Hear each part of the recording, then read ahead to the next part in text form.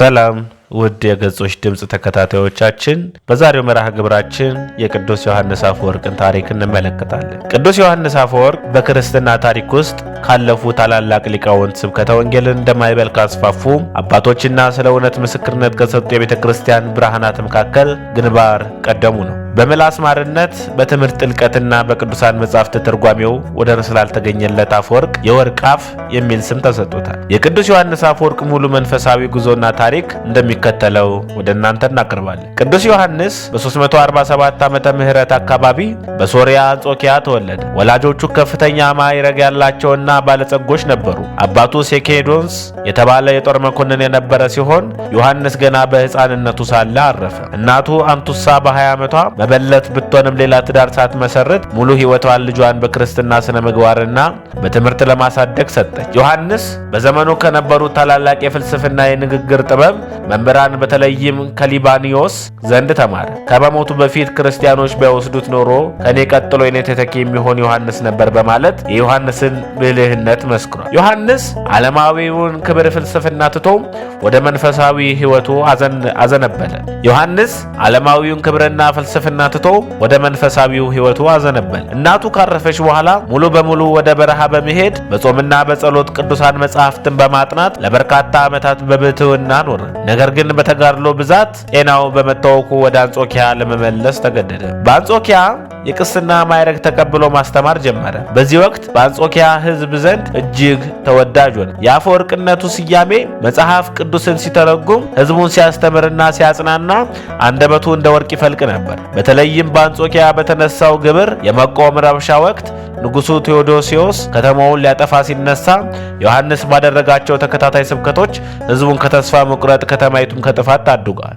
በዚህ ምክንያት አፈወርቅ እየተባለ መጠራት ጀመረ። የቁስጥንጥንያው ፓትርያርክ የነበረው አባት ሲያርፍ ንጉሥ አርቃዲዮስንና ሕዝቡ ዮሐንስን በግድና በስውር ከአንጾኪያ አስመጥተው የቁስጥንጥንያ ሊቀ ጳጳሳት ፓትርያርክ አድርገው ሾሙ። ዮሐንስ ወደ መንበረ ስልጣኑ ሲወጣ ያገኘው ቤተ መንግስቱንና የቤተ ክርስቲያን መሪዎች በቅንጦትና በብልሹ አሰራር ተዘፍቀው ነበር። እሱ ግን የመጣበት መንፈሳዊ ዓላማ በመከተል የሚከተሉትን ማሻሻያዎች አድርጓል። በሊቃነ ጳጳሳትና በካህናት ዘንድ የነበረው አላስፈላጊ ቅንጦት አስቀረ። የቤተ ክርስቲያኑን በጀት ለድሆች፣ ለታመሙና ለወላጅ አልባ ሕፃናት መርጃ ዋለ። የቅዳሴ ስርዓቱንና ጸሎቱን አስተካከለ። እስከዛሬ በኦርቶዶክስ አብያተ ክርስቲያናት የሚቀደሰው የቅዱስ ዮሐንስ አፈወርቅ ቅዳሴ አንዱ ውጤት። የዮሐንስ የማያዳላና እውነትን የመናገር ባህሪ በቤተ መንግስቱ ዘንድ ጥላቻን አተረፈለት። በተለይም የንጉሥ አርቃዲዮስ ሚስት ንግሥት አውዶክስያ የድሆችን መሬት በመቀማትና በከተማው መሃል የራሷን የብር ሐውልት አቁማ በዓል በማስከበር የምታደርገው አመጽ በግልጽ ይገስጻት ነበር። ዮሐንስ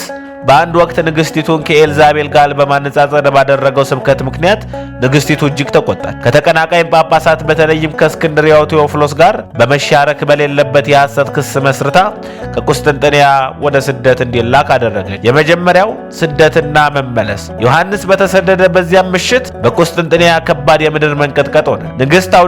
ንግስት አውዶክስያ ይህ የእግዚአብሔር ቁጣ ነው ብላ በመፍራት ዮሐንስን በፍጥነት አስመለሰች። ሁለተኛ ስደት። ይሁን እንጂ ዮሐንስ እውነትን ከመናገር ወደ ኋላ አላለም። ንግስቲቱ እንደገና በቁጣ ወደ ሩቅ ቦታ ወደ አርሜኒያ ኮማና በግዛቷ ሰደደችው። በስደት ጉዞ ላይ ሳለ ወታደሮቹ በእግር እንዲጓዝ በብርድና በሐሩር እንዲንገላታ አደረጉ። እረፍቱ። ቅዱስ ዮሐንስ አፈወርቅ በስደትና በመከራ ውስጥ ሆኖ ወደ መጨረሻው የእረፍት ቦታው ሳይደርስ መስከረም 14 ቀን 407 ዓመተ ምህረት በኮማና አረፈ። ሊያርፍ ሲል ቅዱስ ቁርባን ተቀብሎ የመጨረሻ ቃሉ ስለ ሁሉም ነገር እግዚአብሔር ይመስገን የሚል ነበር። ዮሐንስ ካረፈ ከ30 ዓመታት በኋላ የንጉሱ ልጅ ታናሹ ቴዎዶሲዮስ የቅዱሱን አስክሬን በታላቅ ክብርና ይቅርታ የመጠየቅ ስነ ስርዓት ወደ ቁስጥንጥንያ አስመጣ። ቅዱስ ዮሐንስ አፈወርቅ ለክርስትና ዓለም የተወው ትውፊት እጅግ ሰፊ ነው። ድርሳናትና ትርጓሜዎች የማቴዎስ ወንጌልና የዮሐንስ ወንጌልን የሐዋርያው ጳውሎስን መልእክታት ሙሉ በሙሉ ተርጉሟል። የእሱ ድርሳናት ለምሳሌ ድርሳነ ማህየዊ ዛሬም ድረስ በጥልቀታቸው ይጠናል። ማህበራዊ ፍትህ፣ ስለ ድሆች መብት፣ ስለ ምጽዋትና ስለ ሀብታሞች ስግብግብነት የጻፋቸው ጽሑፎች ክርስትና